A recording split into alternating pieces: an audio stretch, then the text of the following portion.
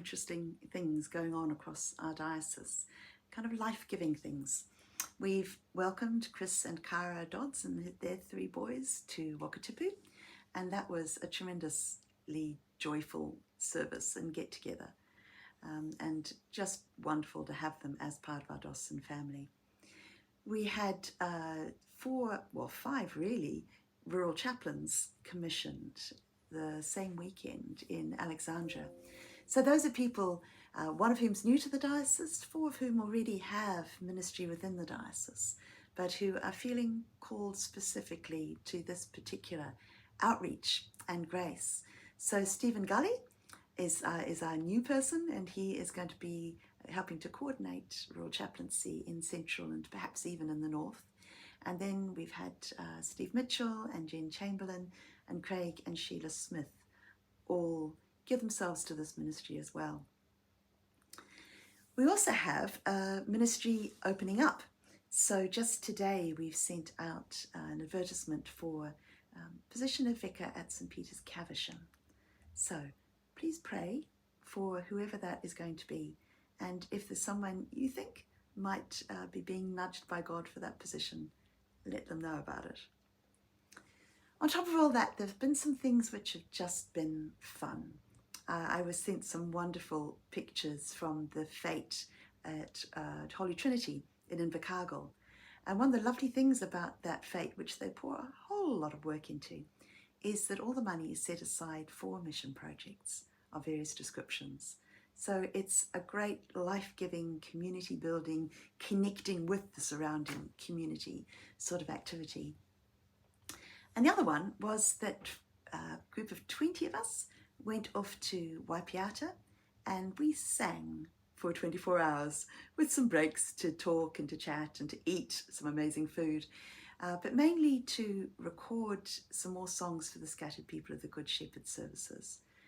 And there are few things more enjoyable than simply getting together and singing. So that was a really fun couple of days. All this, of course, is against a background of a world which is still pretty troubled. Signs of hope in Israel and Palestine, for which we need to give thanks and also continue to pray. But on a kind of more widespread level, I read this morning a simple story about someone whose close friend had been singing Charlie Kirk's praises. And this first woman had not been a fan of Charlie Kirk's. But what she and her friend did was sit down and compare notes. They compared the feed, the information that each of them had been fed on the various platforms, internet platforms they used. And they found that there was almost no overlap, that what the person who thought Charlie Kirk was wonderful had been receiving was completely different to the stuff that the other had been receiving. And this is a growing reality in our world. Now, because we are taught that love involves doing to others as you'd have them do to you, treating others as they treat us, I think we're being seriously called into this space under the umbrella of what I've been calling becoming communities of reconciliation. Because we should have such a strong desire to love the other that we want to treat them the way we'd want to be treated. In other words, we would like to be given the benefit of the doubt. We would like someone to try and understand us before they condemn us.